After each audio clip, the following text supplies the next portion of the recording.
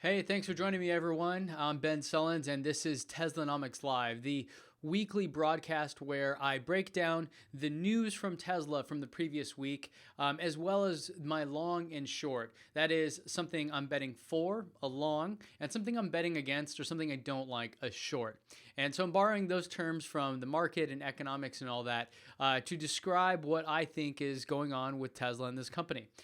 So first off, I've got a new setup here. Hopefully the stream is going to come across smooth and everything. Sorry about last week where I was trying to do it via mobile and I was having some issues. So if you're hearing this well, please let me know. Give it a like. Give me a comment there. As well as Super Chat is enabled. So if you want your comment or question to stand out, you can use a little money symbol, pledge a couple bucks, and you'll show up on top there. So I've got a number of things, as you can see over here, to cover today. And then at the end, I have a bunch of questions that were submitted by you in advance. So if you want to submit your questions in advance, make sure to get on my email list at teslanomics.co. And before you start asking, I'm wearing one of my friend's shirts from another YouTube channel called Simple Programmer. So you can go over and find his channel. Just search for Simple Programmer, and you can get a shirt that is cool as the one I have on. Okay, so let's get going here. First and foremost, the solar roof is now available. You can purchase one depending on where you live, and they have the option to actually see the pricing. So this is fantastic. I'm going to go and show you what I'm looking at, and we can kind of walk through this. All right, so first we have the solar roof, and these are some images that they're displaying, from the examples and the houses that they built. Now you can see as I hover over it, only the textured and the smooth ones are available, and you can kind of see what those look like on top. Now I'm a little short on the smooth ones. I think it looks a little too modern myself, but I think it could be cool with the right kind of neighborhood and all that stuff. So I'm guessing the textured is going to be more popular. We'll see. Now the Tuscan and the Slate are coming later in 2018, so you'll have to kind of wait on that if you have a house Mediterranean style, or I don't know what you'd call this, Hampton style or whatever. So that's what's out there now. And if you punch in an address, you can go here and actually get your quote. So I'm gonna pull up an address here, and I had a couple from my celebrity addresses. This is Pamela Anderson's house here in Beverly Hills. I'll check it out. Now, if it knows enough about your house, what it'll do is it'll automatically pop in the square footage and give you a quote just right away. And it's using something from Google. I believe it's called Project Sun, where they're using Google Earth and Google Maps and data that they have to try to figure this stuff out. So what you can do here is you can just punch it in. Let's say that you had a 2,000 square foot home, like maybe an average size in the United States, only one story, and then it gives you your quote down below. Now, it breaks it down in kind of a cool way. So the value of energy, meaning how much energy is this actually going to generate for you? It's $94,800 here over 30 years. Now, if you take the cost of the roof, $57,500, this is where, this would be, in theory, your upfront price. And the thing about this is that it's going to be late until they actually come and install it.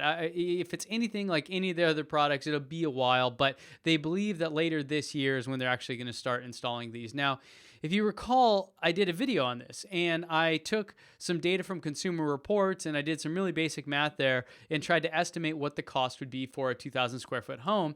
And this is below it, but it's just barely below it. So those original numbers that I estimated there were pretty close. And you can go watch that video. It's on my channel.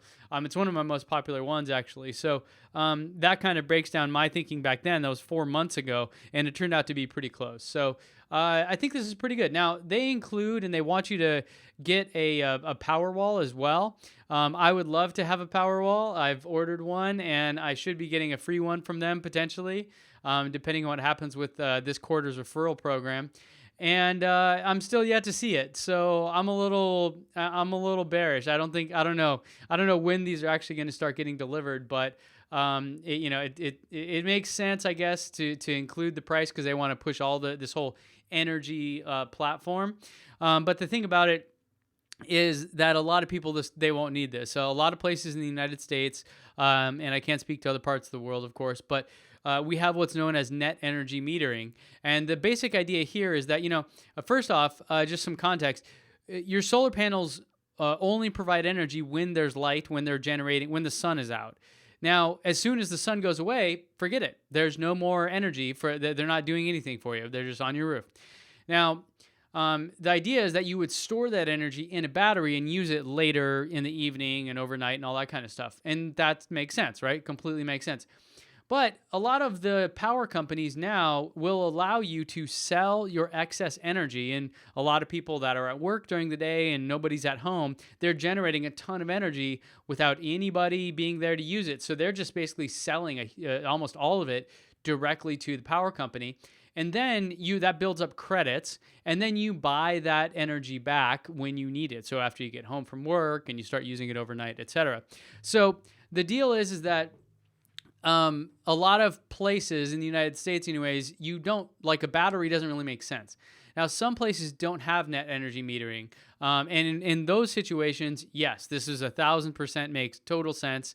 And here in California, we also have some additional state programs for this. And where I live specifically in San Diego, they've introduced what they call net energy metering 2.0, which is essentially a tax. It's not one-to-one. So if I sold you $1 worth of energy, you're going to give me a 2% tax on that. So you're only going to give me 98 cents credit, or 80 cents credit on that energy. Sorry, I need more coffee. Here's my, when you buy a Tesla, you get a cool mug. That's about $100,000 mug. So then they take out the tax credit, and then they give you your kind of net earned over the 30 years there. So you can edit some assumptions. You can do these kind of things, and it's pretty cool. You put your deposit down for $1,000, and you're good to go. Now the question is, when will they start to deliver these? That is the $1 billion question. But there definitely seems to be something that people are really excited about this, whether or not you have a Tesla car. And it furthers Tesla's mission about pushing us towards more sustainable energy use overall. So that's first and foremost. I recommend checking this out, even just to get a quote. I'm sure a lot of you, if you haven't already, will go check that out. It's at tesla.com/solarroof, and I'll put a link in the description down below. So check that out. That's my long. I think this is a great idea. I'm super excited that they're doing this, and I think it's going to work out well. I think it'll change the game for a lot of energy here in the United States. All right. Now to my short. This is the thing I'm upset about, the thing I don't like, and that is Sullins, which is a magazine / website. And Sullins has this article that came out just yesterday. It says, "Sorry, Tesla owners, but your electric car isn't as green as you think." This was published by Angelo Young, and basically it reiterates the same kind of bogus arguments against electric vehicles that we've all been hearing for a long time now. And in here, one quote that got me really riled up about this, he says, "But hold on to your smugness, Tesla owners. Not all electric cars are the same. And until the U.S. more fully embraces renewable energy sources, buying an electric car isn't necessarily the greenest option out there. In fact, some hybrid vehicles can be greener options than fully electric cars, according to people who study the sources of carbon emissions that cause global warming." Okay, so here's the deal. And I did another video on this where I looked at, there's a great study out by the Union of Concerned Scientists, which really digs into this. And yes, as far as, with the data that they've done and provided in the study shows that making an electric car does take does generate more emissions than a non-electric car. That's because you have the added CO2 for making the battery. Now, there was a fantastic post out just recently on Daily KOs, that had that really broke it down and said, look, the memes out there where you're showing these giant mines, for your electric cars, those are actually copper mines. They're not the actual minds that you think of when you think of an electric vehicle. So they're lying about that. And the whole tar sands thing where they have this beautiful green picture around what looks like an oil well is also a fake. So this sentiment continues to linger, even though it's been disproven multiple times by many different folks. The guys over at Now You Know, they have another YouTube channel. It's fantastic. They did a really detailed analysis of this, and they did a really good video on it. So there's just so much data and so many facts that disprove this notion that electric vehicles are not good for the environment. That and they even quote it in the article here. So they go down, and let me find out where it is. He says, however, Reichmuth is quick to point out that while electric car is modestly more polluting to manufacture, it more than makes up for the difference over the life of the vehicle. A study Reichmuth co-authored, that's the one, Union of Concerned Scientists, and released in 2015 shows that by the time a mid-size electric car hits 135,000 miles, it will have produced half of the emissions of a comparable gasoline-powered sedan. So this article is hypocritical of itself, and I think the whole thing is here to get people like me pissed off, and it's not based in fact, and it really just drives me nuts to see these things. And a magazine like this, I don't really see the point of them even getting into this kind of space from a media standpoint. So the idea is that electric cars are a bit more worse for the environment in terms of CO2 emissions when to manufacture them. But once you get past the point of manufacturing, they quickly start to catch up. And like it was saying, by 135,000 miles, you're already at 50% better for the environment. That's considering you're getting your electricity from the grid. And in that study, and in my other video that goes into further detail, there's a map of the United States, and it shows essentially, depending on where you get your energy from, here's what the equivalent would be for a gas car to get the same emissions over the lifetime. And in the lowest it is 51 miles per gallon.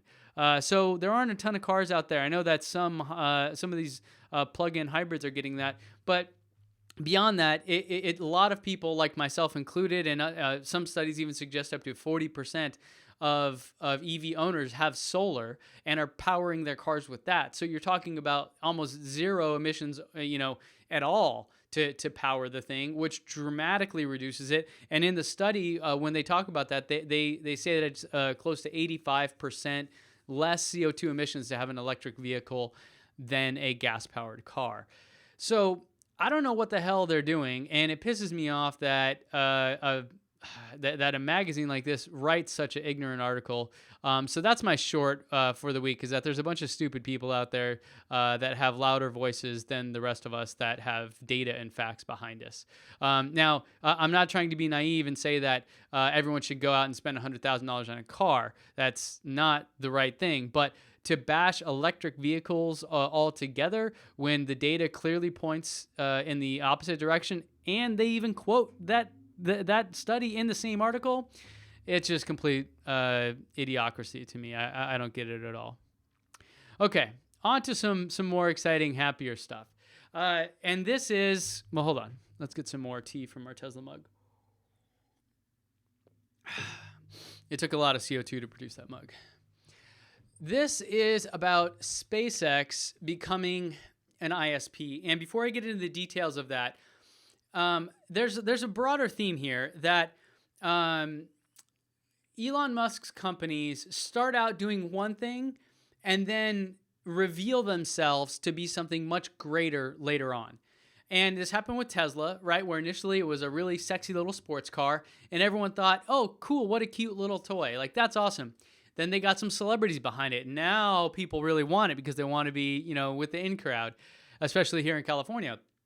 Then they come out with a sedan that is just the best sedan on the market. Forget that it's electric. It's the best full-size sedan made.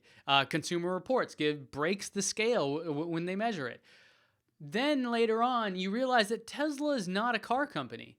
Tesla is an energy company. And their plans and vision go so far beyond cars. Now, SpaceX is doing the same thing with this recent development. And the deal is that SpaceX, right, what were they kind of founded on? Well, the basic idea was that they could reuse rockets and reduce the price of putting things in space. And so that would save a ton of money. We could do more space exploration. Everybody's mind just went directly to NASA and the ISS and all these other things, right? All the space stuff. Now they're revealing that since they are on the cusp of mastering sending stuff to space, landing a rocket, and then sending it back up in a very quick turnaround, and they're mastering basically transporting goods and things to space, they plan on launching an internet service by launching a ton of satellites in low Earth orbit. So let me pull up the article here because this blows me away and I love it. And I'll just read you some of the article here. So with latency as low as 25 milliseconds, which is 25,000th of 1 second, SpaceX to launch broadband satellites in 2019. Okay, so here are the main points of this. SpaceX today said its planned constellation of 4,425 broadband satellites will launch from the Falcon 9 rocket beginning in 2019 and continue launching its phases until reaching full capacity in 2024.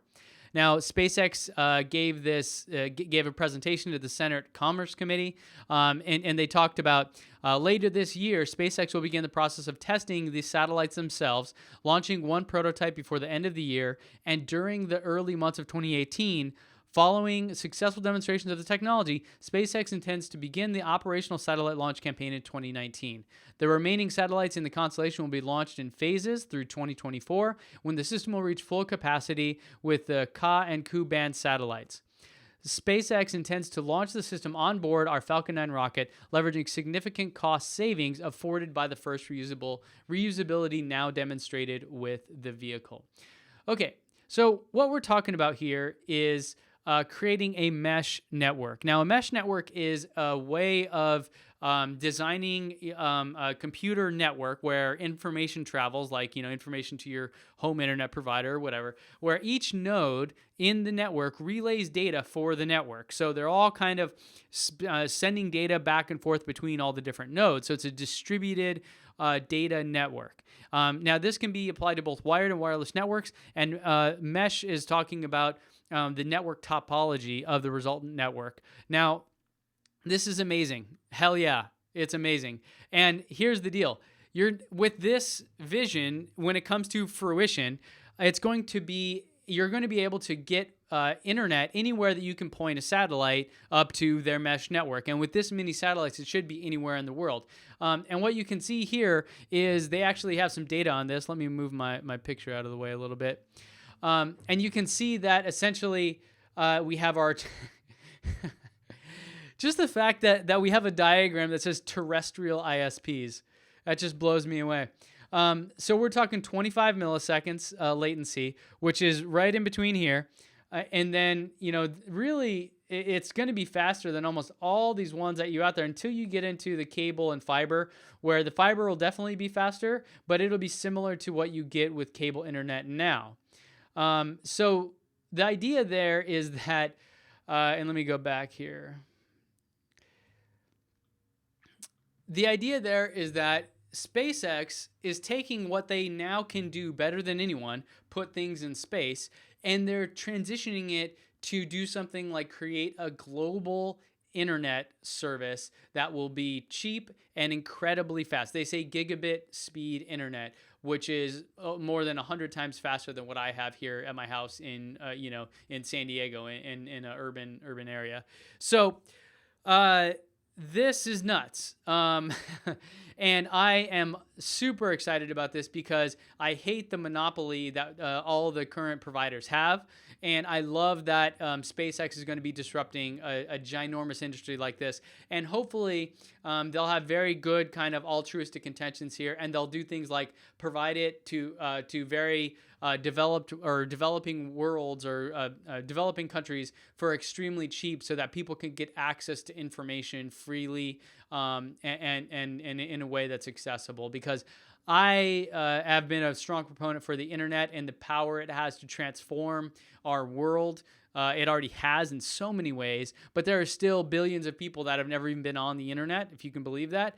And they are going to also change our world even more dramatically once they start getting online. Now, some other companies are doing this right now. Facebook has these insane solar-powered drones that are flying around, beaming internet down, and all these other things. But this has the potential to really level the playing field, and forget things like net neutrality, because if these guys are able to do it, then they can just kind of snub their noses at anybody that wants to regulate their own bias into the system. So kudos to SpaceX, and I am thrilled about this more than almost anything else out there. Okay. Now, there was something interesting that happened recently, I think on the 11th, so just a few days ago, that have that will allow us to charge our EVs in 5 minutes. And I'm not talking about the Tesla Supercharger V3 that will have an insane high throughput of like 350 watts or something like that. But we're talking about a new company here that demoed something recently, and this is StoreDot. And StoreDot is, here you go, I'll read this to you. It's a nanotechnology materials pioneer known for its super fast battery charging technology. They will showcase an ultra fast charge 5-minute car battery today on stage at Cube Tech Fair in Berlin. So if you're in Berlin and you went to that, I'd love to hear from you. StoreDot's flash battery technology will make charging electric cars quick and efficient as filling a gas tank, as it only takes 5 minutes to reach a full charge that can keep the car going for 300 miles. While competitors seek to solve the problem of increasing the mileage per charge, StoreDot is focused on fast charging electric vehicles in just minutes, a solution all drivers can relate to. So they have a cool little video here. I'll link this in the description as well. But essentially what they're doing is they just have a different way of transferring the energy using this nanotechnology and creating these layers. And they have a cool diagram here that kind of explains it. Now, this is, I believe, probably a good acquisition target for Tesla. I don't think they're a giant company, but if they could, and they could implement something like this in their next gen batteries, let's say, for the Tesla Model Y or beyond that even, that would be incredible. I think that this would be a phenomenal advancement. I heard, or everything I saw said that it went well and that the demo worked. I mean, all the articles were kind of like, hey, this happened. They demoed it. They showed it. I would love to get more information. So if you have more information, or if you're from Berlin and you were there, shoot me an email. Hit me up on the website, Teslanomics.co. I'd love to chat with you. So this is super cool. And if it makes it into production someday, then great. I'd be all for it. One note there that I am, fairly skeptical on these kind of things. So it's not that I don't believe this, but there have been so many of these battery innovations, X, Y, and Z, and things that are just like going to change everything tomorrow. And I just haven't seen any of them really develop. So if and when, awesome. And I look forward to hearing more about them. I think I'm getting a cold. I need the tea. So now we're talking about our EV future, and I've talked about this a fair amount. Now, the interesting thing about this one is that there's some analysis recently that came out by Rethink X, and they are an independent think tank that analyzes and forecasts disruptive technologies. They released a report that predicting a far more rapid transition to EV/autonomous vehicles than experts are currently predicting. So here's the deal. They are looking more at the notion that we are going to stop owning cars and that we're going to switch to ride sharing kind of whole scale. Now, they're suggesting within 10 years of regulatory approval by 2030, 95% of U.S. passenger miles driven will be served by on-demand autonomous electric vehicles, AEVs, as they're calling them. The primary driver of this unfathomably huge change in American life is economics. The cost savings of using a transportation as a service, that's big T, little a, big S, providers will be so great that consumers will abandon individually owned vehicles. The report predicts that the cost of the transportation as a service will save the average family $5,600 annually, the equivalent of a 10% raise in salary for most folks. This, the report suggests, will lead to the biggest increase in consumer spending in history. Now, to quote them, they say our analysis indicates that 2021 will most likely be the date for the disruption point. The transportation as a service disruption will be what's called a big bang disruption. The moment that it is available, it will outcompete the existing model in all markets. We find that within 10 years from this point, 95% of passengers' miles will be traveled by transportation as a service. So they have a report, and I'm not lying about it. Here it is. And I'll link, of course, to the description down below. And the deal here that I'm kind of interested in is basically how things have evolved and been disrupted historically. I was listening to a fantastic podcast the other day where they were talking about, or there was a guy on talking about the evolution of the automobile. And what happened with the automobile was that originally people were super afraid that these cars were going to hurt people and that the horse and buggy was just way better. And within 10 years, you started to see some on the road. Within 20 years, they became more and more mainstream. And by 30 years, nobody had a horse and buggy on the road anywhere. And it now is illegal to do that kind of a thing. So these guys are suggesting that it'll happen in 10 years. They're essentially from that flashpoint of where transportation as a service becomes mainstream, it'll happen within 10 years. So, quite a bit faster than the previous, what history shows us with the automobile. I think this could happen. I think that by 2030, which isn't too far off, wow, this could really be true. Now, is it going to be the end of car ownership? I think that's the big question. I'm not really confident that it will end car ownership entirely to the point where it's only hobbyists. But I do think that by 2030, electric vehicles and ride sharing will be far more mainstream than they are today. And maybe by then it'll be like having a landline in your house, like very few folks even have it. So this is a pretty cool report, and I recommend you go checking it out. And again, I'll link to it in the description down below. All right, now we're back to SpaceX, and with their recent test of the Falcon 9 Heavy, which is the bigger version of the Falcon 9, the one they've been using. And they did basically this test where they strapped it in and fired it up. And it's kind of like 3 Falcon 9s strapped together. And so here, let's take a look at this and see what it looks like real quick.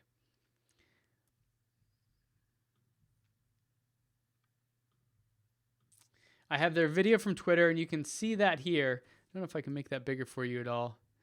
There you go. So what's happening is the rocket is strapped in where they're going to launch it, and I believe it's in Texas. And that's basically just, the bottom section of it. And they're firing it off to make sure everything is going to work. So there it is. McGregor, Texas. There you go. First static fire. So I'm excited about this because it means that they're going to be able to start doing things like launch those internet satellites and also start to think about, the Mars mission. Now, to quote the article there from The Verge, the Falcon Heavy is basically a souped-up version of SpaceX flagship Falcon 9 rocket, as I mentioned, roughly consisting of 3 Falcon 9 cores strapped together. It's a trio of boosters that will give them a Falcon 9 Heavy even more thrust than the Falcon 9, allowing the larger rocket to carry more than 140,000 pounds into lower Earth orbit, and even 37,000 pounds on a trip to Mars. Right now, the Falcon 9 can get a little bit more than 50,000 pounds to lower Earth orbit. SpaceX plans to use the Falcon Heavy to fly tourists around the moon as early as next year. Hey, Tesla, if you want to have a really awesome referral program for those of us that promote your products, that would be a pretty sweet gift. And send spacecraft to surface to Mars in 2020. So I'm super excited about this. I'm just going to watch it again. I just love seeing this kind of thing. it's just fascinating. You know, I feel like we're in an age where we're again exploring space. You know, it was like the 60s when we had the last real like space mission. And since then, it's been a lot of nothing and just degrading and, you know, going down and down and down and down. And Elon talked about that in his TED Talk a couple weeks ago. So I'm excited about this. You know, it'll be mind blowing if and when this thing gets off the ground and they actually send it up. Okay, well, if you're not bored already, you're about to get even more bored. Of course, that is the Boring Company. And I'm just going to bring up Elon's Instagram. I don't even use Instagram, but I think I should now to follow him. So here's Elon talking about this or showing some photos. So this is the Boring Company. This is their early staging area or whatever that they're building. And here's an actual image that they have kind of the first tunnel. And the full-length version would go from LA to Culver City, Santa Monica, Westwood, and Sherman Oaks. Future tunnels will cover all of greater LA. You know, I think I want Elon to move to San Diego so he can do these kind of things here. It seems like, you know, he, as much as he talks about, getting us to different planets and how important that is, he does focus a lot on his own backyard quite a bit. So, So here's the actual, the head of the thing. And this is kind of the standard industry speed, and they're trying to get that up, 10x or more. And I think this is kind of interesting, and they even have Gary the snail there. Let me see. There's the actual machine in the tunnel doing its thing. And here's Gary the snail. And so if you didn't see the TED Talk, the idea is he has Gary the snail who lives in a pineapple, and Gary is currently 14 times faster than the fastest boring machine in the world. And so the goal is to beat Gary, to be faster than Gary. And here is the video that will make you nauseous. So please, like, warning, if you have cerebral or any kind of issues like that with flashing lights, don't watch this video. This is the actual test that they're doing in the tunnel, which blows my mind that he just seemingly started talking about this a couple weeks ago, and here it is. It just blows me away that, I feel like that they've been working on these things for a long-ass time, and then they just started talking about it. I'm like, oh, hey, I think we're going to do boring, and bam, here it is. So this is crazy. And if you don't recall, the idea here is that you would drive up onto one of these, and it would lower you down, and then it would transport you at about 125 miles per hour from A to B, wherever that is. And then you'd pop back up onto the surface streets and drive out. And he's talking about up to 40 layers of tunnels underneath LA or really anywhere to do this kind of thing. So we'll see. It's a little scary to me, but I have to say it's fascinating time to participate in this kind of thing and just observe and be kind of in awe of what's going on there. Okay, now to Q&A. So thank you everyone that so far is still here. Wow, we've got just about 430 people watching. So hello to everyone. And if you do have a question during this, feel free to use the super chat if you want to get it highlighted. Otherwise, after I'm done with these 5 or 6, I will focus on yours. God, the tunnel video is playing in the background. It's going to make me lose it. Okay, there we go.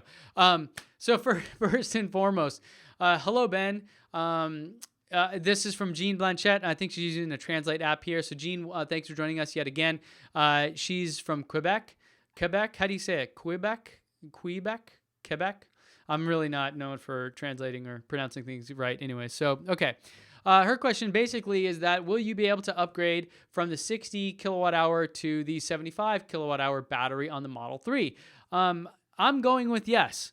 And the lowest end that everyone seems to think that Model 3 will have is the 55 kilowatt hour battery. And I believe that we're not going to be able to get much more than the 75 because of space constraints, the actual size of the vehicle. Now, how much will this cost? That's a good question. If you go to model3tracker.info, you can actually enter your preferred configuration, and those guys over there have a pretty cool algorithm that tries to come up with what your price may be. So I believe the answer will be yes. We'll see in about 6 weeks or less. And from there, we will, we will dig in even deeper. I think as soon as the Model 3 gets announced, I'm going to be doing nothing but Model 3 for like 3 months or so. Okay. John Slaby asks, with a modest and fully refundable deposit of $1,000, how confident is Tesla that the majority of reservations will actually turn into orders when the Model 3 launches?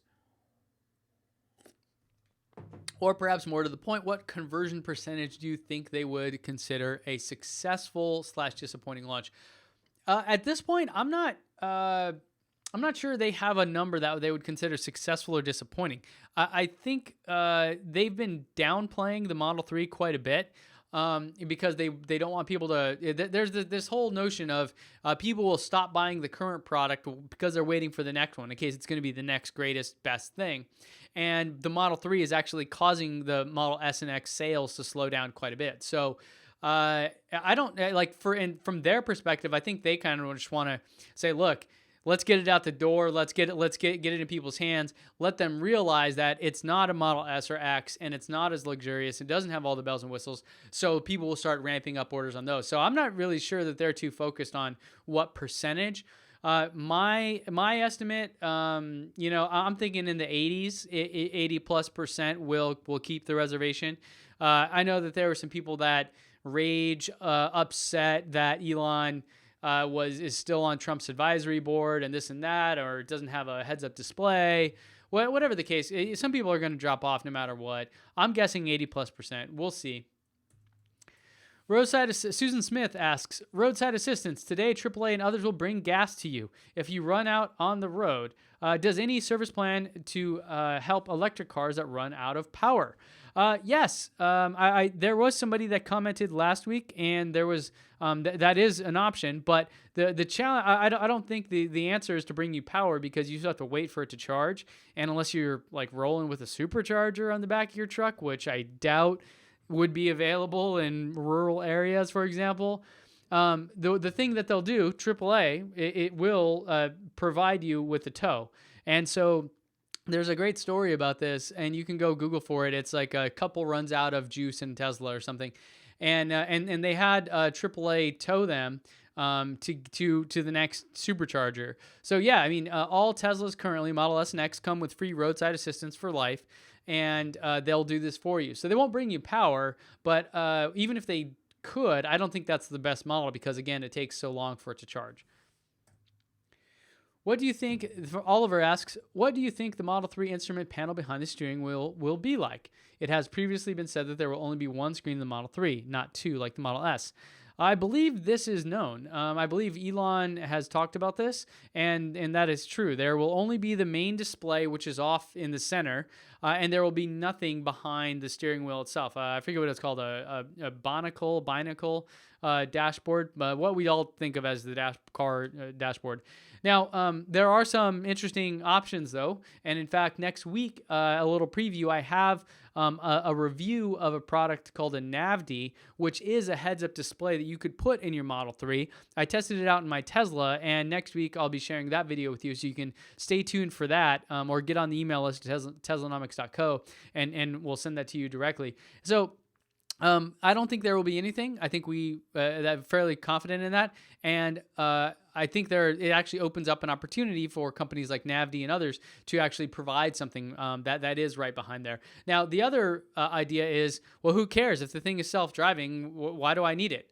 And maybe there's that, maybe there's some truth to that. But I do think it's kind of odd to always have to be switching your line of sight over just to see your speed and any of those kind of things. So I think things like the NAVD will actually do quite well for Model 3 owners.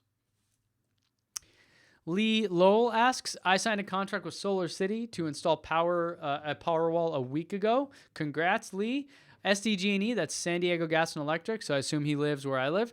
Just started a rebate program for Powerwall owners in San Diego. Your thoughts? I have a bazillion thoughts on this, so I'll try to keep it brief. There is a state program called self-generation incentive program, the SGIP. And what it does is it encourages commercial and residential installations of batteries and other technologies like that to create a decentralized grid. And without getting deep into how that works, decentralizing the actual storage of energy is a great way to improve reliability in the overall system. Now, you can, of course, go off grid and just be your own completely self-sufficient system. But the idea would be that you would still be connected to the grid, and they would be able to use that energy, or you would be able to send that energy from your battery into the grid in the moments that it's needed. I think this is great. But my application, because I bought mine in January, I still haven't got it. My application was rejected, and it was rejected because they basically ran out of the incentive program on the very first day they offered it. Now, I'm calling BS on this because the way that I understand this year's program is that they were going to set aside 15% of the residential 15% of the overall appropriation, however many millions of dollars it is for each different region, 15% was going to be set aside for residential. And in residential, that would equate to something like 6,000 homes in the San Diego area. The lady I talked to, the representative from the program, said that to date, 10 homes have ever gotten it, ever, in all of California.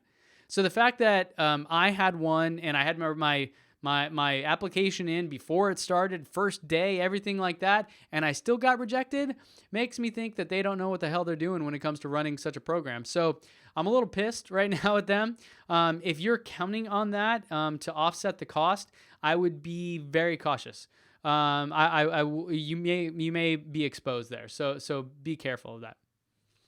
Okay, so that concludes all the stuff that you guys asked me in advance. Thank you to everyone who's watching. Hey, Marcus, thanks again for joining me. I see you have a super chat there. Let's see this. Have you heard about the Tesla V100? Can you explain more about it? I've not.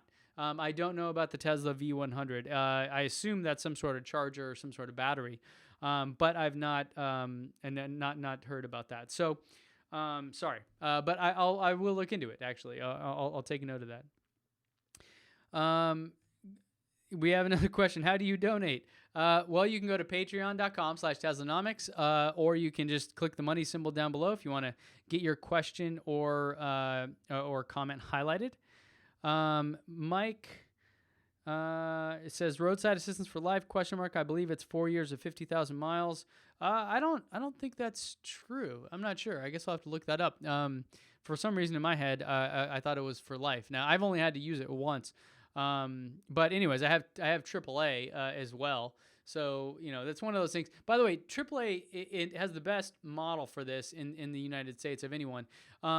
Here's the deal with AAA. You don't have to have AAA before you call and use AAA. Meaning, if you don't have it, you're fine. Just call them on the phone, sign up right then and there, and they'll send someone out to take care of you.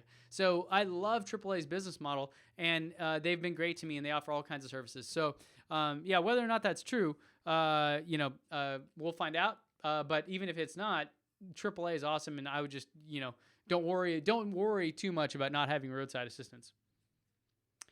Gray asks, hey, Ben, what do you think about Tesla energy in 2017? I think it's the beginning. I think this is the beginning of our transition to sustainable energy for on a distributed, kind of decentralized scale. If you think about phones and how telephones worked, originally it was all there was only one company, Ma Bell, in the United States. I used to work in the telecom industry, so I know that geeky kind of stuff. Then they broke up, and there were mini baby bells, they called them. But they were all still basically, you had the phone company, and that was the only person you could get phone service from. Well, then we come out with cell phones, and wow, holy crap, I no longer need the phone company. And so now all of us carry around with us, these little devices that can do all the things that we used to have this giant infrastructure for. So I think Tesla Energy, in terms of what they're helping us do, is transition from being dependent upon the grid and the big infrastructure and those things to being self-reliant. And so this is where I love having solar now, that I have solar at my house, even though it's kind of a cloudy, crappy day. And I love that soon I'll have a Tesla Powerwall if they get around to delivering it. And I love that, regardless of whether or not that makes total financial sense, soon I will be able to actually disconnect and be in total, have like kind of total energy freedom. It'll power both my vehicles, my home, and I'll be able to store it and not rely on the grid at all. So I love this idea. I also love it because it's a consumer product that's commercially available, something that not a lot of companies are really packaging up quite well. I know there are other home batteries out there, but it's not and not nearly as well integrated, it doesn't seem. How many Teslas do you own and which models? I only have one. I have a 2013 Model S that I bought used for $50,000. I'm not much of a car guy, to be honest. If you watch my channel much, I'm a data guy that loves Tesla. And the reason I love Tesla is because they are changing our world. Because they're advancing the technology. It always blew me away, Even today, you can go look at a new Chevy or a Ford or something like that, and they want to sell you a DVD package that puts into the navigation system in your car or truck. And it's like, this little tiny thing, you couldn't find room in this giant-ass car to fit this little bit? This thing is better than all your things combined, and it costs $700. So cars have been dramatically behind and just suck when it comes to technology. So I've not been a car guy for a long time. Tesla has changed that. I now am in love with cars, but more specifically just these technologically advanced ones. So I'm much more of a data scientist. That's my background, and then I'm a tech guy, and that's where it is. So you won't see me with a big garage or anything like that. I'm not going to be running around doing reviews of like Ferraris and stuff. It's just not my bag. So, but I do plan on getting a Model 3. Absolutely. Well, I will absolutely be getting one. And whether or not I keep it is the big question. So you guys are gonna have to stay tuned for that, because Tesla seems to downplay this, and they seem to say, look, the Model 3 isn't going to be nearly as good as the Model S. So, don't really, don't get too excited about it. So we'll see. But that's kind of where I'm at. So I've got one car now, but I'm going to have a second EV sometime soon this year.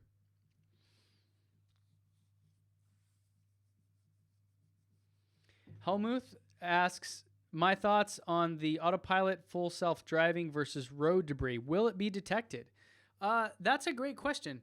I'm actually hoping, and let me know if you guys want. I'm going to have a friend of mine who is a machine learning expert, and he specializes in computer vision, which is the part of machine learning that helps the computer see.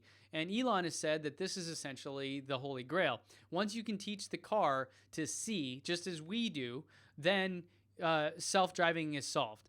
The question of debris is an interesting one, because there are various types, right? There's like a couch sitting directly in your path. I think that would be easily detectable. But like a 2x4, whereas if you were driving and you would just swerve out of the way, within a split second, you could tell if there are cars around you, what you could do, slow down.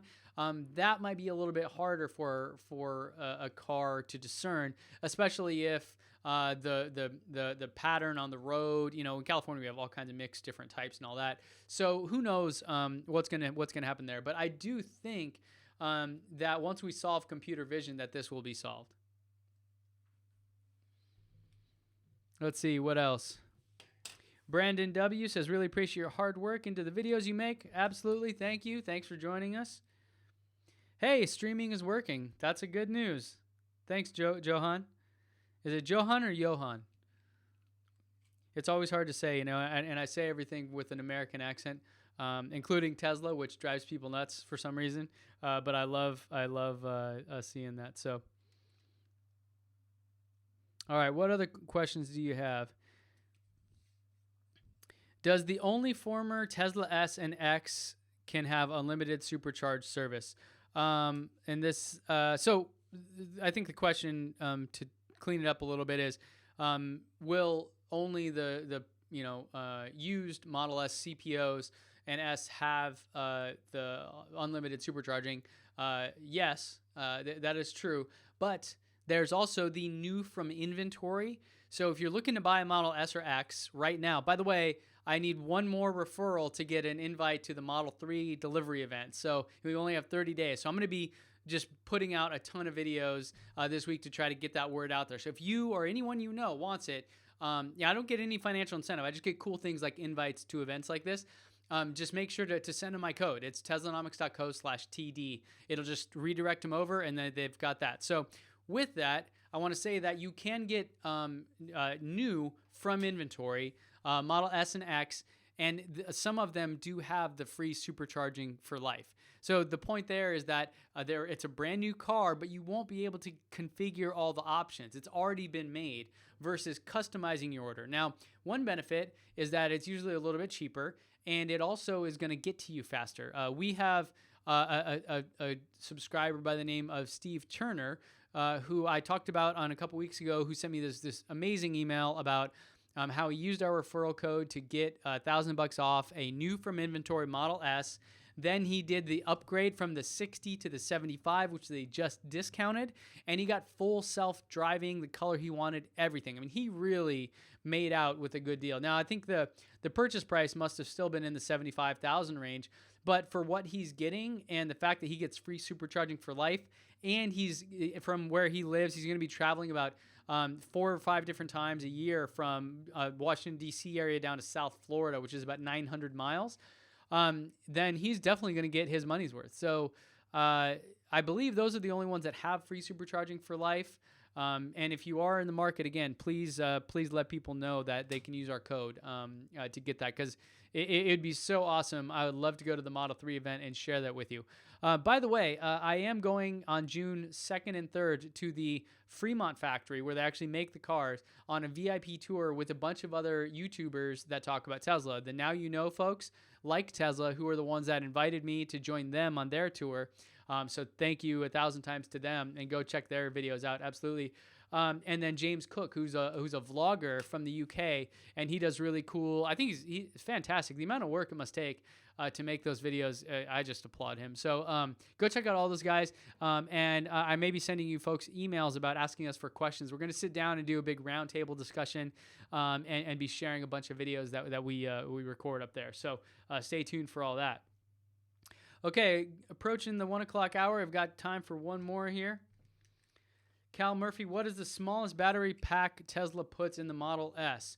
Well, it's arguable what size it is, but I believe now the lowest one you can buy is the 75. They discontinued the 60, but you still can probably get a 60 from inventory. And when you buy the 60 from inventory, you can upgrade to the 75 for very cheap. So there's a guy that did some really kind of hacking of these things. Yeah, it looks like the 75 kilowatt hour battery is the smallest you can get in a Model S right now. But yeah, and then so you can maybe get a new from inventory 60 and then upgrade to it. I think it's $1,500 or $2,000. They dropped the price and it's really cheap. So yeah, that's definitely helpful there. Helmuth again, do you think they can speed up Supercharger for current cars? That's a good question. Not sure if the hardware supports it or what else they're going to have to do. Tesla does seem to be their model I really like. You know, like let's overload the hardware on this thing, and then we'll have the software catch up when it's ready. So that's kind of their model with self-driving and all that stuff. So I think they may be able to do it for current cars. I'm not a hardware expert, so I can't really speak to that, with any amount of certainty there. CH Football, is the 0-60 to speed slower when the battery is at a lower percentage? I believe so. Yeah, I believe the higher, because I believe it has like a throttle that if you're, it takes a ton of energy to really launch like that, right? And if you don't have enough battery in there, they want to ensure that you're going to be able to last longer. So I believe I've read some stuff about this. I don't know for sure. There's some other channels out there that do like the drag racing thing. You can go check those out, and I'm sure those guys have more knowledge of that. I personally haven't noticed it, but again, I don't drive very much, and so it kind of is whatever for me. And my car, it's funny. I have an interview coming out with Zach from Now You Know about his Model X. Now, he bought the performance package, and we were talking about it, how it's kind of unnecessary. It's really ridiculous. I have a Model S60 2013. Not performance, no ludicrous, no nothing. It blows the doors off of any car out there on the road, other than, another Model S or something. I mean, and I live on a giant hill, and I love to gun it up this thing. And I will regularly, someone will pull up. So right by where I live near Qualcomm Stadium in San Diego. They have drag racing, and they have this whole thing where all these people come with these fancy souped up little cars and all this. And the time, every now and then I'll actually race one of these guys up the hill, and they can't stand a chance. And they spend so much money on tricking their cars out to do this. So yeah, I mean, so sorry to answer your question. I believe it does affect the launch speed, but I don't think that really matters unless you're trying to drag race it, I suppose. If you're trying to do that, then hey, like get super detailed with it. But otherwise, it probably doesn't matter. Cool. And yeah, it looks like some other people are chiming in there. All right. Well, hey, everyone. I appreciate the time here today. I will be sharing 2 videos this week. This Wednesday, I have an interview with my friend John Sonmez. That's the guy from Simple Programmer that gave me this awesome shirt. And I'm talking. He's kind of an expert about making extra income and leveling up in your career, kind of self-development, personal development, and all that. So I have an interview we did after a 5-mile run. So I am beat red. And he's shirtless, so stay tuned for that on Wednesday. And then Thursday, I have another video coming out that is more deeper analysis, looking at some fun data I found. And I will be posting, I'm going to be trying to do 3 videos a week for the next few weeks to ramp up to get the word out there that I need one more reservation or one more referral to get the invite to the Model 3. So all of you joining me today, I love you so much. Thank you. And I will see you guys back here next time. Adios.